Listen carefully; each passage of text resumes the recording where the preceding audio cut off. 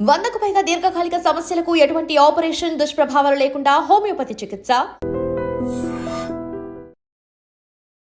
నమస్తే వంశీ గారు. అయితే coming to this AI technologies మన క్యాన్సర్లో అడ్వాన్స్మెంట్లో ఉన్న వాటి గురించి ఒక 2 క్వశ్చన్స్తో will get into the treatment advancements. చూసే వాళ్ళకి క్యాన్సర్ అంటేనే కోట్లు పోయాల్సిందే అనే ఒక థాట్ ఉంటుంది. సో ఇప్పుడు వచ్చిన టెక్నాలజీస్ వల్ల ఫినాన్షియల్ బర్డెన్స్ పెరుగుతాయా తగ్గుతాయా? Madam, one thing is very clear. Modern medicine is prohibitively expensive. You can't believe. నేను చెప్పబోయే artificial intelligence powered digital PET MR ఎంత ఎక్స్పెన్సివ్ ఉంటుందో ఇమాజిన్ చేయగలరా? It cost about 40 crore Indian rupees. Just for that machine. Oh my god. ఆ digital PET CT ఎంత ఉంటుందో తెలుసా? 15 to 18 crore Indian rupees. ఇది వన్ టైం ఇన్వెస్ట్మెంట్ కాదండి. Annual maintenance contract 1.5 to 3 crores ఉంటుంది. ఓకే.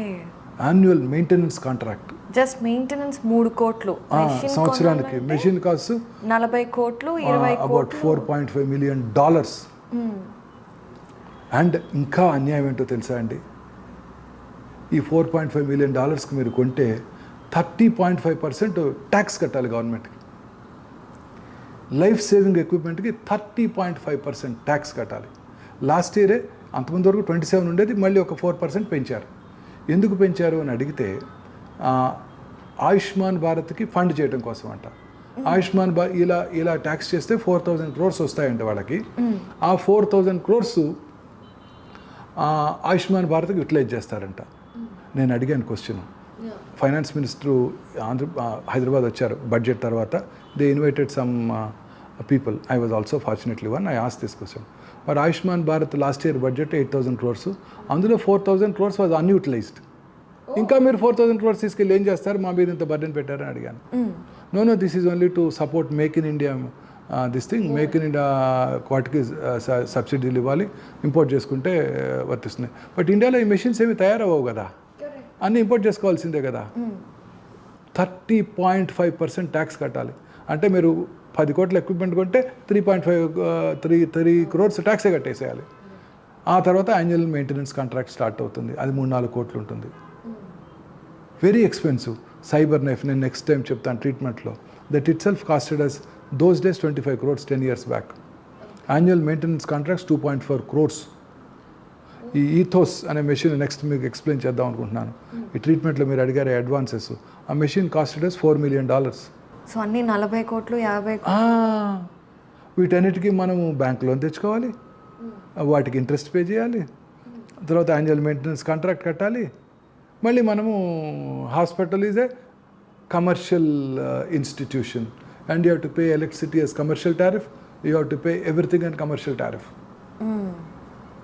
ఓకే. ఎక్కడ water at commercial tariff. అంటే ఇది ప్రొహిబిటివ్లీ ఎక్స్పెన్సివ్. అండ్ దీని మెడిసిన్స్ అన్నీ కూడా దే ఆర్ ప్రొహిబిటివ్లీ ఎక్స్పెన్సివ్. ఎందుకు? India is a signatory to GATT treaty, general agreement on trade and tariff 1994. India sign the treaty. That is to protect intellectual property rights.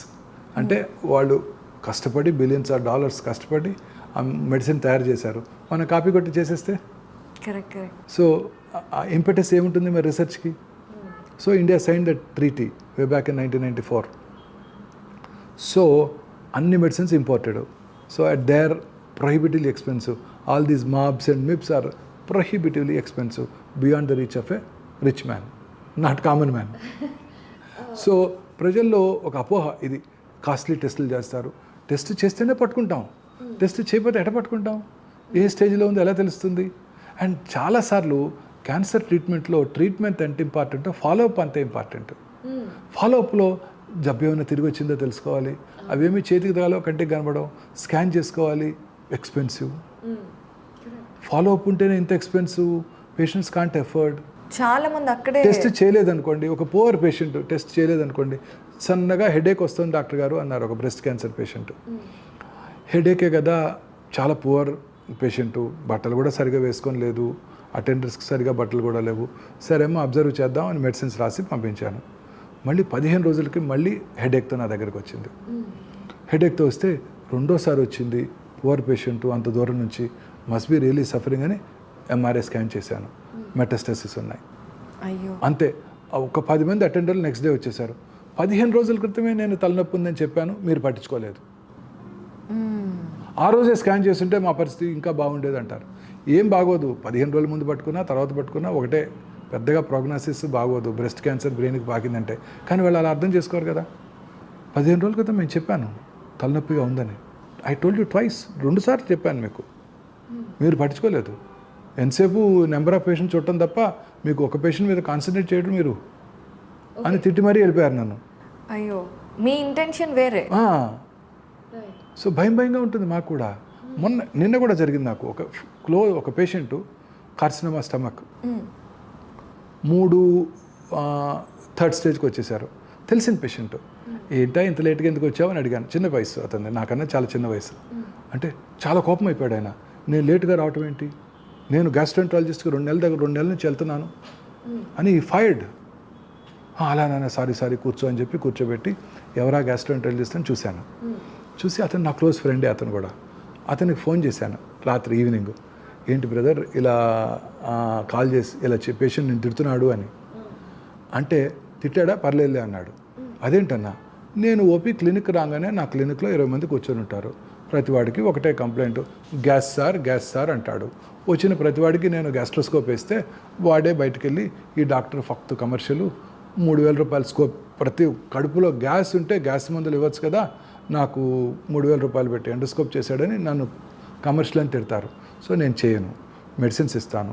తగ్గకుండా 2వ సారి వస్తే అప్పుడు మళ్ళీ medicines మార్చి ఇంకో కోర్స్ ఇస్తాను 15 రోజులకి.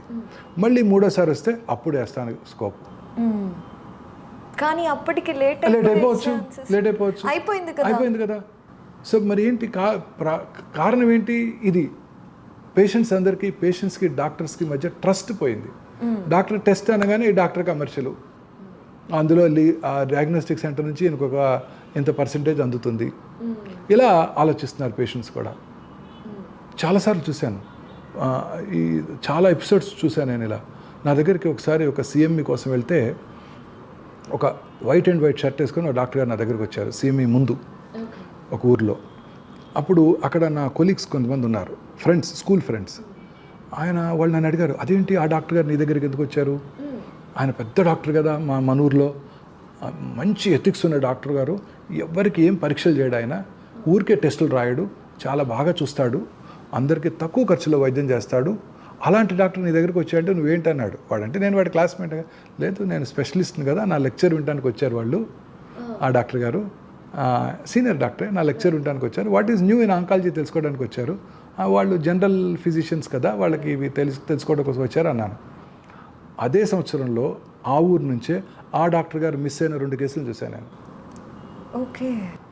ఊరికే డాక్టర్ గారు ఊరికే ఎగ్జామిన్ చేసి బ్రెస్ట్లో ఏమి లేదని పంపించేశారు. బ్రెస్ట్లో లంప్ ఉండింది, మ్యామోగ్రామ్ చేయలేదు ఆయన ఉద్దేశం ఏంటి? పేషెంట్ పేదవాడు, తక్కువ ఖర్చులో చేయాలి, ఆబ్వియస్గా ఇది క్యాన్సర్ లాగా లేదు, ఊరికే మ్యామోగ్రామ్ రాయటం దీనికి 1500 అలా ఆయన ఫీల్ అవుతారు. సో 2 పేషెంట్లు లేట్ స్టేజ్లో వచ్చారు నా దగ్గరికి. సో చాలా కష్టం అయిపోయింది మెడికల్ ప్రాక్టీస్. మీరు హ్యాపీగా ఇలా కూర్చొని అడిగేస్తుంటారు క్వశ్చన్లు.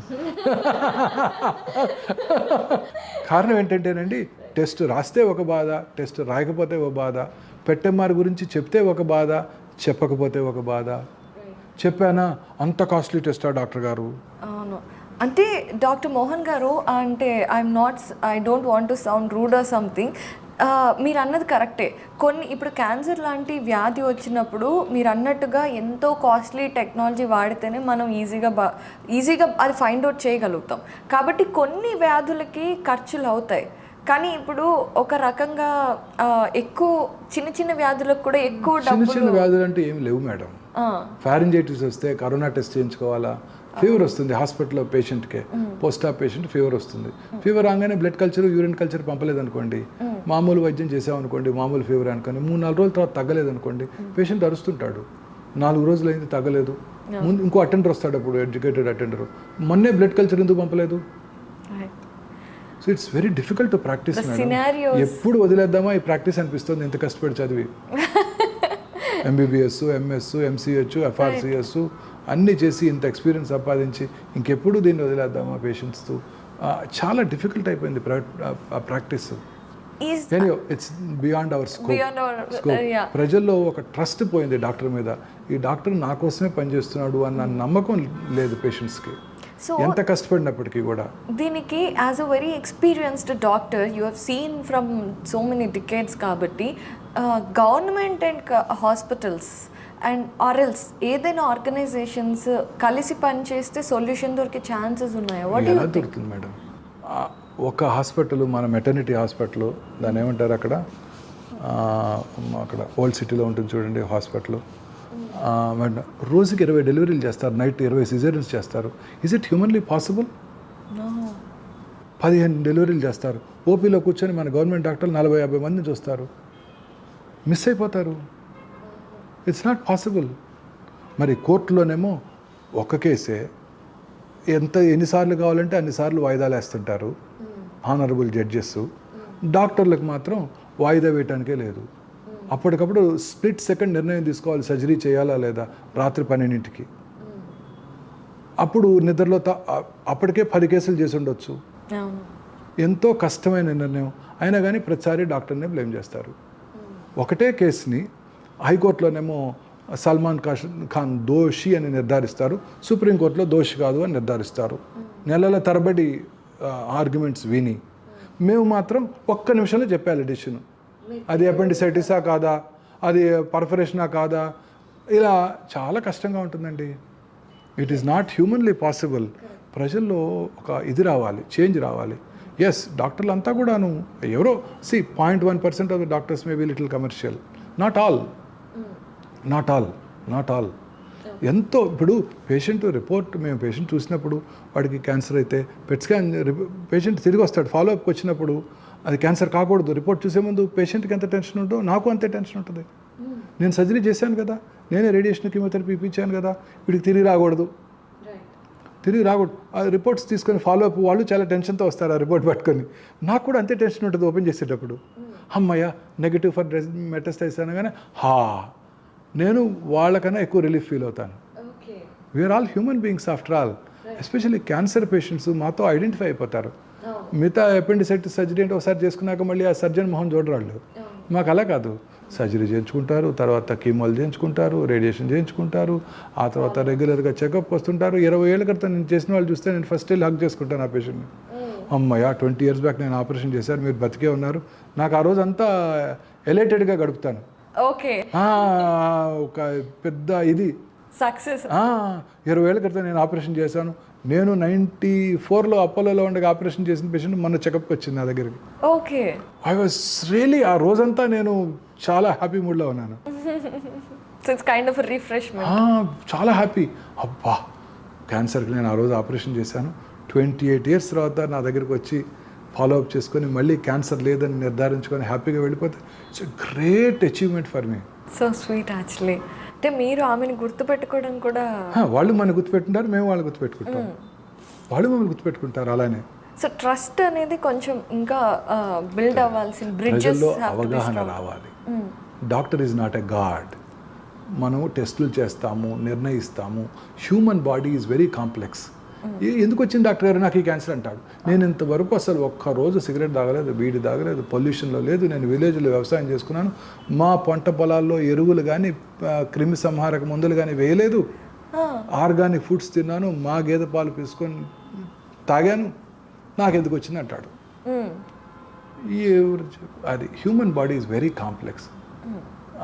ఎలా రియాక్ట్ అవుతారు అనేది ఎవరు చెప్పలేరు, ఎందుకు వస్తుందో చెప్పలేరు. సేమ్ ట్రీట్మెంట్ ఇస్తాం ఒక క్యాన్సర్కి, కొంతమంది తిరిగి వస్తుంది, కొంతమంది తిరిగి రాదు. Can't predict anything. సో అందుకే ఒక సీనియర్ సర్జన్ నాతో చెప్పారు జాయిన్ అయినప్పుడు, the unpredictable biological behaviour of the tumour makes the most predictable treatment unpredictable. Right, so true. మరి ఎవరు ప్రజలు అలా కాదు కదా, అన్నీ చేశారు కదండి, మళ్ళీ ఎందుకు తిరిగి వచ్చిందని అడుగుతారు. కొత్తవి వస్తుంటాయి. ఉదాహరణకి రైట్ బకల్ మ్యూకోజాలో అంటే దవడ మీద క్యాన్సర్ వచ్చిందనుకోండి, వాళ్ళకి లెఫ్ట్ సైడు నాలుక మీద, అంగటి మీద వచ్చే అవకాశాలు చాలా ఎక్కువ. సో ఇది క్యూర్ అయిపోయింది కదండి, దీన్ని సర్జరీ చేశారు, రేడియేషన్ ఇచ్చారు, మళ్ళీ ఇక్కడ ఎందుకు వచ్చిందని అడుగుతాడు. అప్పుడు నేనేం చెప్తానంటే వాళ్ళు ఏ ఊరో అడుగుతాను. గోదావరికని అన్నాడు అనుకోండి, గోదావరికనిలో బొగ్గు దొరికితే పక్కనున్న భూపాలపల్లి, మందమర్రి, పెద్దపల్లి, మంచిర్యాల కూడా బొగ్గు దొరుకుతుందని చెప్తాను. భీమవరం అన్నాడు అనుకోండి, భీమవరంలో పెట్రోల్ దొరికితే పాలకొల్లు, నర్సాపూరు, రాజోల్లో కూడా పెట్రోల్, న్యాచురల్ గ్యాస్ దొరుకుతుందని చెప్తాను. రెండు కాదు, చాలామంది ఊర్ల పేర్లు కూడా తెలియవు మన ప్రజలకి. దుబాయ్ మాత్రం అందరికీ తెలుసు. దుబాయ్లో పెట్రోల్ దొరికితే Muscat, Abu Dhabi, Bahrain, Kuwait, Basra, టెహరాన్లో కూడా పెట్రోల్ దొరుకుతుందని చెప్తాను. So it's field cancerisation. ఇలా చాలా రకాలుగా we face problems. Cancer treatment is very difficult. తిరిగి వస్తాయి, తిరిగి రావడాన్ని వాళ్ళు ఫేస్ చేయగలగాలి, చాలా డిఫికల్ట్ అండి. అన్నిటికన్నా మోస్ట్ ఇంపార్టెంట్ వాళ్ళు మీరు అన్నారా ఇంతకుముందు, ఫినాన్షియల్ ప్రాబ్లమ్స్. డబ్బులు లేవు. ఇలాంటి ఒక డిసీజ్ వస్తే వాళ్ళు 20 ఏళ్ళుగా సంపాదించుకున్నది అయిపోద్ది. అది కూడా 2 నెలల్లో అయిపోద్ది. ఒక చూస్తుంటాను పేషెంట్ని, వచ్చినప్పుడు డీలక్స్ రూమ్లో ఉంటారు, ఆ సంవత్సరం తర్వాత జనరల్ వార్డులో అడ్మిట్ అయి ఉంటారు. పాపం. మరి ఏంటి సొల్యూషన్? మనం ఇండియాలో మనం డిస్కవర్ చేయాలి మెడిసిన్స్ని. ఎందుకు ఇంకా అంటే కంపారిటివ్ టు స్టేట్స్ మన ఇండియాలో దట్స్ బియాండ్ అవర్ రీచ్. రీసెర్చ్కి ఇంపెటస్ లేదు. ఓకే, ఇందాక అన్నారే ఆ మైక్రోబయాలజిస్ట్కి $2,000 ఇస్తున్నారు, క్రిస్టియన్ రొనాల్డోకి ఎన్నో $1 బిలియన్ ఇస్తున్నారు. క్రికెట్ ఆడే వాళ్ళకి అదే నిన్న ఆనంద్ మహీంద్రా అన్నాడే, సినిమాల్లో యాక్ట్ చేసే వాళ్ళని హీరోలు అనకూడదు, వీళ్ళని ఎంటర్టైనర్ అనాలి, ఆంటర్ప్రినర్స్ని హీరోని అనాలి. నిన్నే అన్నారు, ట్వీట్ చేశారు ఆయన, చూసే ఉంటారు మీరంతా. సో వాళ్ళు హీరోలు అవుతున్నారు, మరి వాళ్ళే రీసెర్చ్ చేసి పెట్టి డాక్టర్కి ఏం పే చేస్తున్నారండి? బయోకెమిస్ట్రీ ప్రొఫెసర్కి ఆంధ్రప్రదేశ్, తెలంగాణ గవర్నమెంట్ ఎంత పే చేస్తే?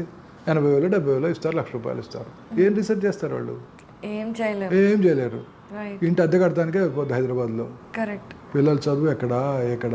అదే చిన్న టీవీ షోలో పార్టిసిపేట్ చేసే వాళ్ళకి బోల్డ్ మనీ ఇస్తున్నారు. సో ఎంటర్టైన్మెంట్కి ఉన్న ఇంపార్టెన్స్ సైంటిస్ట్లకు లేదు. So Mohan Vamsi garu, whenever you retire, you should start one organization where you encourage scientists. We are too small for that. Hopefully ఈ చేంజెస్ జరగాలి. అండ్ అలాగే మన ఇండియాలో ఎక్కువ R&D అనేది ఎక్కువ ఇంప్రూవ్ అయితే we have capabilities to do everything possible. Indians have the best brains, you know it. Correct. So it has to be put in proper direction. So డెఫినెట్గా మీరు అన్నట్టుగా ఇప్పుడు ఒకప్పుడు మనం ట్యూమర్ని బయాప్సీ చేసి టెస్ట్ చేసేదానికి బదులుగా ఇప్పుడు జస్ట్ బ్లడ్ టెస్ట్తో మనం డెఫినెట్గా అన్ని క్యాన్సర్స్ గురించి తెలుసుకోవచ్చు అని చెప్పారు. So next coming to the treatments, పాప మనసులు అంటే I have seen my family members going through this cancer thing. So chemotherapy కానివ్వండి, రేడియేషన్ కానివ్వండి, అది ఎమోషనల్గా, ఫైనాన్షియల్గా, ఫిజికల్గా పేషెంట్ చచ్చి బ్రతకటమే. అలాంటి ట్రీట్మెంట్ని కొద్దిగా సులభతరం చేసే అడ్వాన్స్మెంట్స్ ఏమన్నా వచ్చాయండి. ఇందాక నేను చెప్పానుగా 10-15 ఇయర్స్లో క్యాన్సర్కి క్యూరే వచ్చేస్తుంది అనుకుంటున్నాను నేను. సో ఎస్పెషలీ ఈ సర్జరీలో రోబోటిక్ చికిత్స, robot is very useful in suturing అనమాట. అంటే robo is not useful for routine surgeries, సూచరింగ్కి బాగా యూస్ఫుల్గా ఉంటుంది. రాడికల్ ప్రాస్టెక్టమీ చేసిన తర్వాత మైన్యూట్గా సూచర్ చేయాలంటే రోబో యూస్ఫుల్గా ఉంటుంది. హార్ట్ వాల్వ్ రిప్లేస్మెంట్ చేసినప్పుడు సూచరింగ్కి రోబో బాగా యూస్ఫుల్గా ఉంటుంది. తప్ప రోబో పెద్ద యూస్ఫుల్గా ఉండదు ఆంకాలజీ సర్జరీలో కానీ ఇతర సర్జరీస్లో కానీ. ఈ రేడియేషన్ థెరపీలో అనేక రకాలైన న్యూవర్ ట్రీట్మెంట్ ఆప్షన్స్ అందుబాటులోకి వచ్చాయి. అగైన్ బికాస్ ఆఫ్ కృత్రిమ మేధస్సు, ఆర్టిఫిషియల్ ఇంటెలిజెన్స్. ఉదాహరణకి రేడియేషన్ ఇస్తున్నాము. ఇండియాలో కామనెస్ట్ క్యాన్సర్ గర్భసంచి ముఖద్వార క్యాన్సర్. గర్భసంచి ముఖద్వార క్యాన్సర్ ప్రతి సంవత్సరం by 2025 ICMR, Indian council for medical research, New Delhi estimates 2,50,000 cervical క్యాన్సర్లు భారతదేశంలో డయాగ్నోస్ చేయబడతాయని అంచనా. సో ఈ గర్భసంచి ముఖద్వార క్యాన్సర్లు జనరల్గా పోరెస్ట్ ఆఫ్ ద పోర్లోనే ఎక్కువగా వస్తుంటాయి. ఈ గర్భసంచి ముఖద్వార క్యాన్సర్కి మనం రేడియేషన్ ఇస్తున్నాం అనుకోండి, గర్భసంచి ముఖద్వారం ముందు యూరినరీ బ్లాడర్ ఉంటుంది, అంటే మూత్రాశయము. గర్భసంచి ముఖద్వారం వెనకాల రెక్టం, మలద్వారం ఉంటుంది. సో రేడియేషన్ ప్లానింగ్ చేసాము ఇవాళ ఒక పేషెంట్కి, అయిపోయింది. 4 రోజుల తర్వాత పేషెంట్కి కాన్స్టిపేషన్ వచ్చింది. అంటే ఆ రోజు మోషన్ పాస్ చేయకుండా రేడియేషన్ స్వీట్కి వచ్చేసింది. మోషన్ పాస్ చేయలేదు. అప్పుడు ఏమవుతుంది, ఆ మోషన్ పాస్ చేయకపోవడం వల్ల లోడెడ్ రెక్టమ్ ఏం చేస్తుంది, దాని ముందున్న సర్విక్స్ గర్భసంచిని కొంచెం పుష్ చేస్తుంది కదా మరి, చేస్తుంది కదా. కానీ రేడియేషన్ ట్రీట్మెంట్ ఎక్కడ జరుగుతుంది, పాత డాక్టర్ గారు ఎక్కడైతే ప్లాన్ చేశారో అక్కడే జరుగుతుంది. అప్పుడేమవుతుంది, రెక్టమ్ మీద కొంచెం రేడియేషన్ డోస్ పడుతుంది, మలద్వారం మీద, part of the cervical cancer మీద డోస్ తగ్గిపోతుంది. It gets uncovered. సో ఈ మెషిన్ ఏం చేస్తుందంటే, it has its own technology to see, అంటే ఇట్ సీస్, చూస్తుంది. చూసినప్పుడు థింక్ చేస్తుంది. ఎలా, అదేంటి, మనం ప్లాన్ చేసిన రోజు రెక్టమ్ బాగా వెనక్కుంది, సర్విక్స్ ఇక్కడ ఉంది, ఇప్పుడేంటి రెక్టమ్ కొంచెం ముందుకు వచ్చింది, సర్విక్స్ని కొంచెం ముందుకు పుష్ చేసిందని ఆలోచిస్తుంది. It has artificial intelligence. That is called artificial intelligence, right? It thinks, then it adapts to this present circumstance. Then it plans radiation to this new area. And then it delivers. All in a few minutes. 4 to 5 minutes లో treatment అయిపోతుంది. అదే radiation oncologist చూసి ఆయన కనుక replan చేయాలంటే 3 రోజులు పడుతుంది. అయ్యో. సో 48 నుంచి 72 గంటలు పట్టే ప్లానింగు 3 నిమిషాల్లో చేసేస్తుంది. అది కూడా యాక్యురేట్గా. That is artificial intelligence. తద్వారా రేడియేషన్ రిలేటెడ్ సైడ్ ఎఫెక్ట్స్ని మనం తగ్గించగలుగుతాం. Right. That's the best part. ఒకరోజు రేడియేషన్ తీసుకోవడానికి వచ్చింది ఆ అమ్మాయి. సో వాష్రూమ్కి వెళ్ళబోతుంది. టెక్నీషియన్ పిలిచాడు, రండి మేడం ఈ టర్న్ వచ్చిందని. ఆ తర్వాత వెళ్ళొచ్చలే వాష్రూమ్కి, మళ్ళీ ఈ టర్న్ మిస్ అయితే ఇంకో అరగంట వెయిట్ చేస్తాడు నన్ను అనుకొని లోపలికి వెళ్ళిపోయింది. మరి బ్లాడర్ ఫుల్గా ఉంది, సర్విక్స్ని కొంచెం వెనక్కి పుష్ చేస్తుంది, మళ్ళీ ట్రీట్మెంట్ మారిపోతుంది. సో ఈ మెషిన్ అప్పటికప్పుడు చూస్తుంది, అదేంటి బ్లాడర్ ఫుల్గా ఉంది, పొజిషన్ కొంచెం మారింది, ఆ మారిన పొజిషన్కి అడాప్ట్ చేసుకొని రేడియేషన్ ఇచ్చేస్తుంది. That is artificial intelligence. Correct. అలా this is going to revolutionise cancer treatment. Very less side effects, precise dose delivery, never heard before, ఇంతవరకు ఎప్పుడు వినని రీతిలో మనం ట్రీట్మెంట్ని ఇవ్వగలుగుతున్నాం. ఇదే కాకుండా బ్రెయిన్ క్యాన్సర్ 4 సెంటీమీటర్ ట్యూమర్ మనం ప్లాన్ చేసాం, రేడియేషన్ ఇస్తున్నాము. 5 రోజులు రేడియేషన్ తర్వాత ట్యూమర్ 3.5 సెంటీమీటర్ తగ్గిపోయింది. This machine sees that. అదేంటి, మనం ప్లాన్ చేసిన రోజు 4 మినిట్స్ ఉండింది, ఇప్పుడు 4 సెంటీమీటర్స్ ఉంది, ఇప్పుడు 3.5 సెంటీమీటర్సే ఉంది. సో దీనికి ట్రీట్మెంట్ని అడాప్ట్ చేస్తుంది, దానికి ప్లాన్ చేస్తుంది, దానికి డెలివర్ చేస్తుంది, పక్కన ఉన్న నార్మల్ బ్రెయిన్ మీద రేడియేషన్ డోస్ని తగ్గిస్తుంది. This is artificial intelligence. It can be done by human brain. It is only done by this machine. And this is ultra fast. నార్మల్గా రేడియేషన్ 15-10 నిమిషాలు పడుతుంది ప్లానింగ్ చేసుకోవడం, ఇవ్వటానికి, ట్రీట్మెంట్ డెలివరీ కూడా. ఇది it does in 2 minutes. It does in 2 minutes. Ultra fast. So ఇది future of oncology. So ఇది first time in India మనము హైదరాబాద్ గచ్చిబౌలి ఒమేగాలో తీసుకురావడం. It's operational. It's operational. We have already treated more than 200 patients. Wow, wonderful. On artificial intelligence.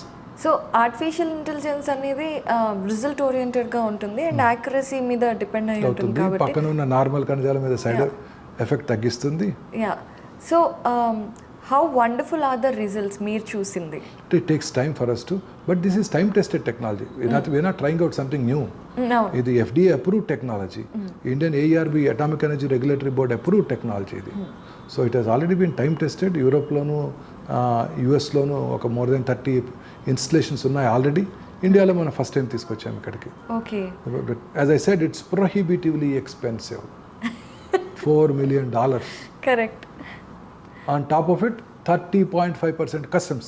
No comments on that. And patient has to pay for it. True. And annual maintenance contract of 2 crores ఉంటుంది. Correct. So ఇదే కాకుండా అనేక రకాల ఇంకా newer మేమే first తీసుకొచ్చాం cyber knife. Okay. Cyber knife is a miniature linear accelerator. Oh. It is mounted on a robot. To err is human, మనుషులు తప్పులు చేయొచ్చు, బట్ ప్రీ ప్లాన్డ్ రోబోస్ తప్పులు చేయవు. ఏఐ కూడా తప్పు చేయదు. తప్పు చేయదు. సో ఈ రోబో టెక్నాలజీ ఏంటంటే చాలా ప్రిసైజ్గా డోస్ ఇస్తుంది. ఫర్ ఎగ్జాంపుల్ 2 ఐస్ మధ్యలో ఉండే స్మాల్ పిట్యూటరీ ట్యూమర్కి రేడియేషన్ ఇవ్వాలి. ఆ పక్కన ఉన్న నార్మల్ బ్రెయిన్ మీద ఎటువంటి రేడియేషన్ పడకూడదు, ఇచ్చేస్తుంది. ప్రిసైజ్ లైక్ ఏ క్రూయిజ్ మిసైల్. 5000 కిలోమీటర్స్ రేంజ్లో ఎక్కడో టెర్రరిస్ట్ హైడౌట్ ఒక చిన్న ఒసామా బిన్ లాడెన్ ఇల్లుని టార్గెట్ చేయాలంటే వాళ్ళు టార్గెట్ చేస్తున్నారు. మిసైల్ 5000 కిలోమీటర్స్ సీలోంచి టార్గెట్ చేస్తున్నారు. క్రూయిజ్ మిసైల్, తోమహాక్ క్రూయిజ్ మిసైల్ అంటారు. అప్పుడు ఒకప్పుడు కువైట్కి, అది ఇరాక్కి ఇచ్చింది అమెరికానే. వాళ్ళు అదే క్రూయిజ్ మిసైల్స్ ఇజ్రాయెల్ మీద వేశారు అప్పుడు. అలాంటి టెక్నాలజీ ఇక్కడ క్యాన్సర్ సెల్ని టార్గెట్ చేయడానికి వాడతారు. సో ప్రిసైజ్గా ట్యూమర్ని టార్గెట్ చేస్తుంది. సో నార్మల్గా రేడియేషన్ 25 to 30 days ఇస్తారు. ఇక్కడ జస్ట్ మ్యాటర్ ఆఫ్ ఫ్యూ మినిట్స్లోనే రేడియేషన్ అయిపోతుంది. ఉదాహరణకి బ్రెయిన్లో చిన్న ట్యూమర్ ఉందనుకోండి, entire radiation is completed in 10 to 20 minutes. That's all. ఒకరోజు patient few years back Bombay నుంచి వచ్చాడు మెనింజియోమా ట్రీట్మెంట్కి. 82-year-old rich jewellery business man. Morning ఫ్లైట్కి వచ్చాడు. ఫోర్నూన్ సెషన్లో ప్లానింగ్ అయిపోయింది. ఆఫ్టర్నూన్ సెషన్లో ట్రీట్మెంట్ తీసుకున్నాడు. ఈవినింగ్ ఫ్లైట్కి నడిచి వెళ్ళిపోయాడు. అంత ఫాస్ట్ ఆ రోజుల్లో. అంటే అప్పుడు బాంబేలో కూడా లేదు, మన హైదరాబాద్లోనే ఉండింది. అప్పుడు ఒమేగా బంజారాహిల్స్లో ఉండేది అది. చాలామంది పార్లమెంట్ మెంబర్స్ కూడా ట్రీట్మెంట్ ఇచ్చాం. మార్నింగ్ తీసుకొని 8:30 ఫ్లైట్కి వెళ్ళిపోయారు ఢిల్లీకి. So very very effective treatment, చాలా ఫాస్ట్గా. చిన్న బ్రెయిన్ ట్యూమర్ కావచ్చు, చిన్న పారాగాంగ్లియోమా కావచ్చు, చిన్న ఆర్టీరియోవెనస్ మాల్ఫార్మేషన్ ఇన్ బ్రెయిన్ కావచ్చు, స్మాల్ రిట్రోపాంక్రాటిక్ నోడ్ కావచ్చు, స్మాల్ ప్రాస్టేట్ ట్యూమర్ కావచ్చు, లేదా స్మాల్ ప్యాంక్రాటిక్ ట్యూమర్ కావచ్చు, రికరెంట్ ట్యూమర్ కావచ్చు. వీటన్నిటిని చాలా ఎఫెక్టివ్గా అతి తక్కువ టైంలో రేడియేషన్ ఇచ్చే technology cyber knife. Cyber knife అంటే ఒక తెలుగు జర్నలిస్ట్ చాలా చక్కగా డిస్క్రైబ్ చేశాడు. కత్తి లాంటి కత్తి, బట్ కత్తి కాని కత్తి. It's not knife, it is radiation device. It's a pencil beam radiation, but knife లాగా కట్ చేస్తుంది. కరెక్ట్, చాలా బాగా చెప్పారు. ఒక తెలుగు జర్నలిస్ట్ డిస్క్రైబ్ చేశాడు ఇలా ఆర్టికల్ రాస్తున్నప్పుడు. వండర్ఫుల్. సో ఇంకా ఎటువంటి టెక్నాలజీస్ ఇక్కడ పర్టికులర్గా ఎక్కడా లేకుండా మనకి మాత్రమే అవైలబుల్గా? థెరనాస్టిక్స్ అంటే using radioactive isotopes for cancer treatment. For example thyroid క్యాన్సర్కి ఐడిన్ ట్రీట్మెంట్ అని ఇస్తాం. It's radioactive iodine treatment. అలా న్యూవర్ మాలిక్యూల్స్ వస్తున్నాయి ఇప్పుడు. యాక్టీనియం అని, తర్వాత ఇంకా చాలా రకరకాల మాలిక్యూల్స్ వస్తున్నాయి. ఆ మాలిక్యూల్స్ ద్వారా ఎస్పెషలీ అడ్వాన్స్డ్ క్యాన్సర్ని కూడా మనం టార్గెట్ చేయగలుగుతున్నాం. థెరనాస్టిక్స్ అని, దీన్నే బీటా రేడియేషన్ అని కూడా అంటారు. థెరనాస్టిక్స్ మనం సపరేట్గా డెవలప్ చేస్తున్నాము. అలాగే ఆంకోజెనోమిక్స్, ఆంకనామిక్స్ అంటే ఇందాక మనం డిస్కస్ చేసాము, జెనెటిక్ టెస్టింగ్, అవన్నీ కూడా మనం we brought them all under one roof here. Okay. So ఎప్పుడైనా క్యాన్సర్ ట్రీట్మెంట్స్కి రావాలన్నా కూడా ఈజీగా, త్వరగా, కాకపోతే కొంచెం ఖర్చుతో కూడుకున్న వ్యవహారం అని చెప్పొచ్చు. బాగా ఖర్చుతో కూడుకున్న వ్యవహారం అని చెప్పుకోవాలి. Let us be honest. Cancer treatment is prohibitively expensive beyond the reach of a rich man. ఈ మాలిక్యూల్స్, కొత్త మాలిక్యూల్స్, కీమోథెరపీలో ఇమ్యూనోథెరపీ, రోజు పేపర్లో వింటారు, పేషెంట్స్ వచ్చి అడుగుతారు, మా కీమోథెరపీ వద్దు డాక్టర్ గారు, ఇమ్యూనోథెరపీ ఇవ్వండి అంటాం. అవసరం లేదండి కీమోథెరపీ తీసుకోండి అంటే, no I want only immunotherapy అంటాం. సరే అది అవసరం లేదండి మాకు అది బాగుంటుంది. సరే సార్ అంటే 3 వారాలకి 4 లక్షలు అవుద్దాను. కానీ medicines are expensive. They're all imported molecules. Okay. In spite of subsidy by the companies, they're expensive. Immunotherapies, targeted therapies, ఇవన్నీ prohibitively expensive. సో మరి కష్టంగా ఉంటుంది కదా, మన భారతదేశంలో రిచ్ కంటే మధ్యతరగతి వాళ్ళు, పేదవారే కొంచెం ఎక్కువ పర్సంటేజ్లో ఉంటారు. సో లెట్స్ బి ఆనెస్ట్, బాగా ఎక్కువగా ఉంటారు.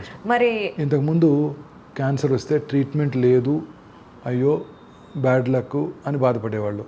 ఇప్పుడు అలా కాదు, ట్రీట్మెంట్ ఉందంట కానీ అది మనం ఎఫర్ట్ చేయలేమని ఇంకా బాధగా ఉంటుంది. అది చాలా అన్యాయం కదా. చాలా అన్యాయం, చాలా బాధగా కూడా ఉంటుంది. పేషెంట్ అటెండర్స్కి బాధగా ఉంటుంది, పేషెంట్ కూడా బాధగా ఉంటుంది. అయ్యో నేను ఎఫర్ట్ చేయలేక నా నియరెస్ట్ని నేను సర్వైవ్ చేసుకోలేకపోతున్నాను, లైఫ్ ప్రొలాంగ్ చెప్తున్నాను, బాధ ఇంకా భయంకరం. ట్రీట్మెంట్ లేదంటే పెద్ద బాధ లేదు, అయ్యో ట్రీట్మెంట్ లేని వ్యాధి వచ్చింది, భగవంతుడి దయలేదు అని we reconcile to the fact. It's not like that now. Treatment ఉందంట, ఇంకా పొడిగించుకోవచ్చు అంట, but we can't afford that. అది ఇంకా బాధాకరం. సో ఇండియాలోనే రీసెర్చ్ జరగాలి అని చేసి మన మాలిక్యూల్స్ మనమే సొంతంగా తయారు చేసుకోగలిగిన రోజు వీ కెన్ ఓవర్కమ్ దిస్. డెఫినెట్గా మీరు ఎంత కాన్ఫిడెంట్గా ఏఐ ఎలా అయితే రివల్యూషనరీ తీసుకొస్తుందో అలానే మన ఇండియాలో రివల్యూషన్ వచ్చి ఇక్కడే సైంటిస్టులు అందరూ వర్క్ చేస్తూ అక్కడికెక్కడికో వెళ్ళి చేసే వర్క్ కూడా వాళ్ళే ఇక్కడికి వచ్చి చేసేట్టుగా మారాలి అని కోరుకుంటున్నాము. సో యూజువల్గా ఒక క్విక్ 10 minutes జనరల్గా ఉండే డౌట్స్ మేము మిమ్మల్ని అడగాలనుకుంటున్నాం. ఎందుకంటే మీలాంటి పర్ఫెక్ట్ డాక్టర్స్, ఎక్స్పీరియన్స్ ఉన్న డాక్టర్స్ చెప్తే కొద్దిగా అవేర్నెస్ క్రియేట్ అవుతుందనే ఉద్దేశంతో మాత్రమే. సో మీరు ఇందాక కూడా మనం డిస్కస్ చేసుకున్నప్పుడు అనుకున్నాం ఏమీ బ్యాడ్ హ్యాబిట్స్ లేకపోయిన వాళ్ళకు కూడా క్యాన్సర్ వస్తుంది అనేసి. సో చాలామందికి ఏంటంటే తాగే వాళ్ళు, ఎస్పెషల్లీ నికోటిన్ ఆర్ వీట్ తీసుకునే వాళ్ళు భయపడుతూ ఉంటారు, నాకు క్యాన్సర్ వస్తుందేమో, నాకు క్యాన్సర్ వస్తుందేమో. So how accurately nicotine and substance uses get cancer? అది యాక్చువల్లీ నికోటిన్ కాదండి, నికోటిన్ ఈజ్ ఎడిక్టివ్. ఇప్పుడు సిగరెట్ స్మోక్లో టొబాకోతో పాటు నికోటిన్ ఉంటుంది. Nicotine is addictive. Okay. Nicotine per se does not cause cancer. Okay. Nicotine gets absorbed with in few seconds and gets in to the brain and gives that stimulus. నేను ఎప్పుడు smoke చేయలేదు, but smokers అంటారు we the get dopamine effect, right? Whatever effect I don't know, but it causes a kick. So nicotine is addictive. Okay. But nicotine is not the toxin. Oh. టొబాకోలో smoke చేసిన few సెకండ్స్లోనే about 70 to 80 carcinogens అంటే cancer కారకాలు మన inhale చేయబడతాయి. Inhale చేసి బ్లడ్లోకి వెళ్ళిపోతాయి. బ్లడ్లోకి వెళ్ళి బాడీ అంతా క్యాన్సర్ కలిగిస్తుంది. Tobacco effects every organ in the body. బ్రెయిన్లో రక్తనాళాల దగ్గర నుంచి, మీరు కెన్ బిలీవ్ ఇట్, గర్భసంచి ముఖద్వార క్యాన్సరు వెస్ట్రన్ వరల్డ్లో చూడం మనం అసలు. ఎందుకంటే హ్యూమన్ పాపులోమేటస్ వైరస్ అక్కడ తక్కువ వ్యాప్తి. ఓన్లీ కోస్టల్ ఆంధ్రప్రదేశ్, తమిళనాడు, ఒరిస్సాలను చూస్తాం ఈ క్యాన్సర్లో, లేకపోతే ఈస్టర్న్ కోస్ట్ ఆఫ్ సోమాలియాను, మొజాంబిక్లో చూస్తాం ఈ క్యాన్సర్స్. ఎందుకు డాక్టర్? ఎందుకంటే ఈ హ్యూమన్ పాపులోమేటస్ వైరస్ అక్కడ హ్యూమిడ్ ఎన్విరాన్మెంట్లో వ్యాప్తి చెందుతుంది. కానీ వెస్ట్రన్ వరల్డ్లో స్మోక్ చేసే ఆడవాళ్ళలో సర్వైకల్ క్యాన్సర్ వస్తుంది. ఇమాజిన్ చేయండి, గర్భసంచి ముఖద్వారం దగ్గర ఇక్కడ వీళ్ళు స్మోక్ చేస్తే అది గర్భసంచి ముఖద్వారం దగ్గర సెక్రెట్ చేయబడి అక్కడ క్యాన్సర్ కలిగిస్తుంది. అంత డేంజరస్ ఈ సిగరెట్ స్మోక్. గుట్కా తింటుంటారు, నేను గుట్కా నములుతాను, ఊసేస్తాను, నాకెందుకు క్యాన్సర్ వస్తుంది, నేను ఇంజెస్ట్ చేయను కదా అంటాడు. నోట్లో నమిలిన 6 సెకండ్స్లో అది బ్లడ్లోకి అబ్జర్వ్ చేయబడి నోట్లోనే కాకుండా ఇతర భాగాల్లో కూడా క్యాన్సర్ కలిగిస్తుంది. సో సిగరెట్ స్మోక్లో, టొబాకోలో ఉండే డేంజరస్ సబ్స్టెన్సెస్ ఇవన్నీ. వీటి వల్లే సగం క్యాన్సర్లు. మీరు టొబాకో కనుక ఇవాళ పార్లమెంటు మీటింగ్ పెట్టేసి ఇండియాలో టొబాకో బ్యాన్ చేసామంటే సౌత్ ఇండియన్ పురుషుల్లో వచ్చే 45% cancers are wiped out. Wow, ఇట్లాంటి చేంజెస్ కూడా రావాలి అని కోరుకుంటాము. అయితే మీరు ఇందాక ఒక విషయం చెప్పారు, క్యాన్సర్ సెల్స్ వాటికి కావాల్సిన ఎనర్జీ కోసం గ్లూకోజ్ తీసుకుంటాయి అని. టెస్ట్లో కూడా ఏదైనా గ్లూకోజే. Yeah. So there is a theory, అది కరెక్టా కాదా అనేది ఇప్పుడు మీరు చెప్పాలి.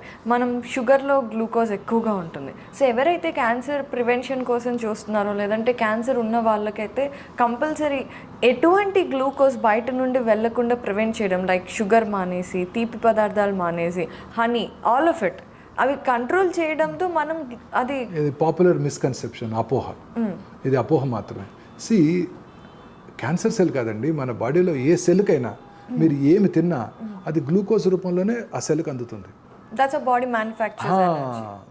అది మన ఫ్యాట్, ఓన్లీ ఫ్యాట్ తిన్నా ఆ ఫ్యాట్ గ్లూకోజ్గా కన్వర్ట్ అయ్యి సెల్లోకి వెళ్ళి సెల్ యాక్టివిటీస్ జరుగుతాయి, సెల్యులర్ యాక్టివిటీ. సో గ్లూకోజ్ తినకూడదు అనేది ఒక మిస్కన్సెప్షన్. చాలామంది అడుగుతుంటారు పేషెంట్స్ నన్ను ఇలానే మీరు అడిగినట్టే, సార్ షుగర్ తినకూడదు అంటగా మేము అంటుంటారు, షుగర్ మానేయచ్చు కదా అంటారు. See, anything in moderation is good. Sugar అంటే వైట్, నేను ఎందుకో పర్సనల్గా బిలీవ్ చేస్తాను, white sugar, all white things are dangerous. White sugar, white salt, white maida, white rice, polish rice, ఇవన్నీ డేంజరస్ అండి. మనం పూర్వకాలంలో చక్కగా దంపుడు బియ్యం తినేవాళ్ళు, దాంట్లో చక్కగా విటమిన్స్ అన్ని సమ పరిమాణాల్లో వచ్చేవి. ఈ వైట్ షుగర్ బదులు నేటివ్ షుగర్, బ్రౌన్ షుగర్ లాంటివి తీసుకోవటం, జాగరి ఎక్కువ తీసుకోవడం, అందరికీ, మీకు నాకు కూడా అది ఇంపార్టెంట్. వైట్ రైస్ బదులు అది maida has to be condemned. Maida has to be condemned, empty calories. So దాని బదులు వీట్, బార్లీ ఆర్ తృణధాన్యాలు అంటాం, వీటిని తీసుకోవడం వల్ల మనం బెటర్ బెనిఫిట్ ఉంటుంది. So nothing is carcinogenic. అంటే వైట్ షుగర్ తీసుకుంటే క్యాన్సర్. నాకు ఒక ఫేమస్ సెలబ్రిటీ అడిగారు నన్ను, వైఫ్ కంప్లైంట్ చేశారు, సెలబ్రిటీస్ వైఫ్. ఆ సెలబ్రిటీ క్యాన్సర్ వచ్చింది. ఆ వైఫ్ అప్పుడు అమెరికాలో డాక్టర్ నోరి గారు వచ్చి ట్రీట్ చేశారు ఆయన్ని. ఆయన అడిగారు, ఆయన ఒక బి కాంప్లెక్స్ ట్యాబ్లెట్ ఇచ్చారు. అమెరికాలో వెరీ పాపులర్ అంట అది, అందరు వాడుతుంటారంట. ఆ ట్యాబ్లెట్ ఇచ్చారు. ఆ బి కాంప్లెక్స్ తీసుకోవడం వల్లే క్యాన్సర్ పెరిగిపోయిందని ఆమె కంప్లైంట్ చేసింది నాకు. It's just multivitamin cancer cells ఎక్కువ పెరిగిపోతాయంట అని కంప్లైంట్ చేసింది. So it's again a popular misconception. So sugar తినడం వల్ల క్యాన్సర్ పెరిగిపోద్ది, క్యాన్సర్ ఉన్న వాళ్ళు షుగర్ తినకూడదు, నథింగ్ లైక్ దట్. షుగర్ ఎవరూ తినకూడదు, తక్కువ పరిణామాలు తీసుకోవాలి, తగిన పరిణామాలు తీసుకోవాలి. మన బాడీకి కావాల్సిన కార్బోహైడ్రేట్స్, ఫ్యాట్స్, అలాగే ఫ్యాట్ కూడా ఎసెన్షియలే, అలాగే ప్రోటీన్స్ తగిన రేషియోలో తీసుకోవాలి తప్ప అది ఎక్కువ ఇది తక్కువ అనేది లేదు. ఓకే. సో థర్డ్ వన్, ఇది వెస్ట్రన్ సైడ్ నుండి ఇప్పుడిప్పుడే మన ఇండియాలో కూడా వస్తున్నది థియరీ ఏంటంటే, చాలా యూట్యూబ్ వీడియోస్లో కూడా నేను చూశాను. Fasting, cancer fast for 48 hours, 72 hours, water fasting, food fasting, ఇలా సో మెనీ థింగ్స్ ఉన్నాయన్నమాట.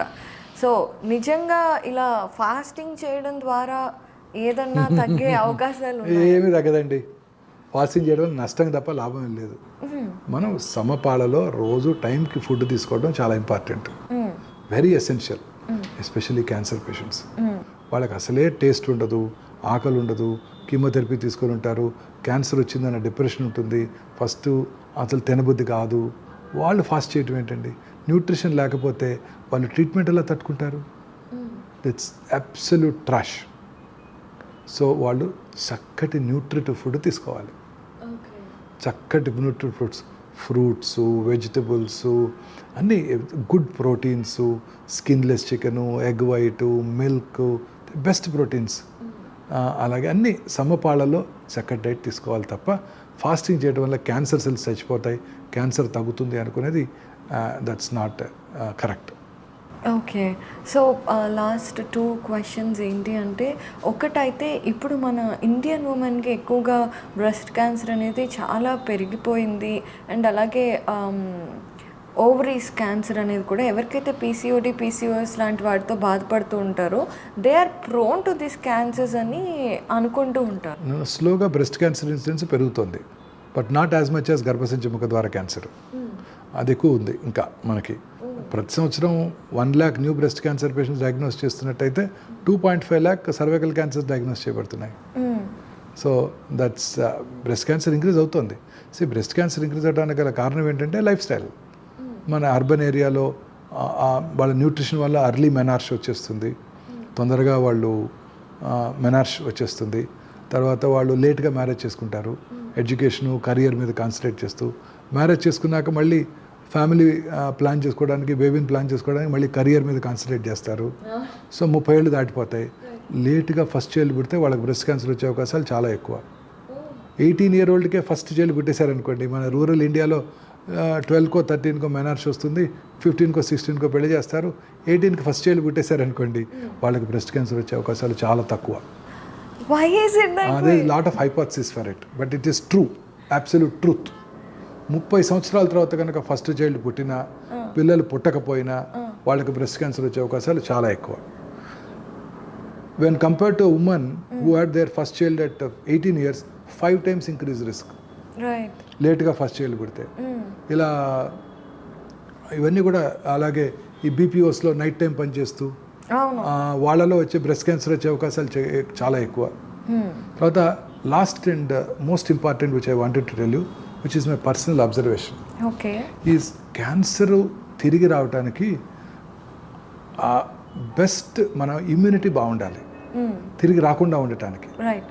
మన ఇమ్యూనిటీ, ఇప్పుడు కరోనా వచ్చినప్పుడు చూసాం మనం, చాలామంది కరోనా మన ఇంటికి వచ్చిన మిల్క్ మ్యాన్ ఇచ్చాడు, మన సర్వెంట్ ఇచ్చాడు, మన గార్డనర్ ఇచ్చాడు, మా పూలవాడు ఇచ్చాడు, వాళ్ళంతా బాగానే ఉన్నారు, వీళ్ళు పోయారు.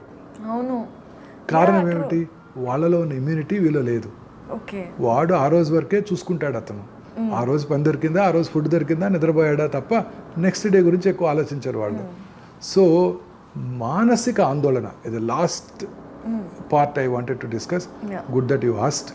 అన్నిటికన్నా మీరందరూ తెలుసుకోవాల్సింది, మన వ్యూవర్స్ అంతా తెలుసుకోవాల్సింది ఏంటంటే, అన్నిటికన్నా అత్యంత హానికరమైనది టొబాకో కన్నా, డయాబెటీస్ కన్నా అన్నిటికన్నా హానికరమైనది మానసిక ఆందోళన. మానసిక ఆందోళన కనుక ఉన్నట్టయితే వాళ్ళకి ఇమ్యూనిటీ తగ్గిపోతుంది. బెస్ట్ ఇమ్యూన్ బూస్టర్ ఏంటంటే హ్యాపీనెస్, ఓకే, సంతోషం right, and good sleep. Best immune boosters ఇవి. చక్కగా పడుకొని రోజంతా సంతోషంగా ఉంటే వాళ్ళకి కరోనా రాదు, క్యాన్సర్ రాదు. ఓకే, క్యాన్సర్ వచ్చిన వాళ్ళు కూడా తగ్గిపోద్ది. నా own personal observation. Very interesting and very important. So you she 72 years lady. 8 yearsగా నా దగ్గర చెకప్కి వస్తుంది. వాళ్ళ ఆయనకి 74 years. 8 yearsగా ఇద్దరు కలిసి నా దగ్గరకు వస్తారు. ఆయన సూట్ వేసుకొని నా దగ్గరకు వస్తాడు రోజు చెకప్కి, మిడ్ సమ్మర్లో కూడా. సడన్గా ఒకరోజు ఆయన రాలేదు. ఏడమ్మా గోపాలరావు రాలేదు, గోపాలరావు గారు రాలేదు అన్నాను. ఆయన పేరు మార్చానులేండి. టక్కున ఆ అమ్మాయి నా షోల్డర్ మీద పడి, ఆవిడ 72 year old లేడీ ఏడ్చేసింది. మొన్న హార్ట్ అటాక్ వచ్చి చనిపోయారండి, 2 months అయిందండి అయ్యయ్యో అని. సరే టెస్టులు చేశాను, బాగానే ఉన్నారు, వెళ్ళిపోయారు. కరెక్ట్గా 4 నెలలకి క్యాన్సర్తో తిరిగి వచ్చింది. బాధ వల్ల 8 ఏళ్ళుగా క్యాన్సర్ రాలేదు ఆమెకి. సో మానసిక ఆందోళన, భర్త పోయాడన్న ఆందోళన. ఇంకొక పేషెంట్ సర్జరీ చేశాను బ్రెస్ట్ క్యాన్సర్కి, 5 ఏళ్ళు అయిపోయింది. అది అప్పుడే అడ్వాన్స్డ్ క్యాన్సర్ అనుకున్నాం. 5 ఏళ్ళు అయిపోయింది, చక్కగానే ఉంది. అడ్వాన్స్ బ్రెస్ట్ క్యాన్సర్ని తొందరగా పెళ్లి చేశారు అమ్మాయికి. కరెక్ట్గా 5 ఏళ్ళ తర్వాత, అదే పెళ్ళైన 2 నెలలకు 2 ఏళ్ళకో 3 ఏళ్ళకో డివోర్స్ అయిపోయింది. ఈవిడికి క్యాన్సర్ తిరగబెట్టింది. కూతురు డివోర్స్.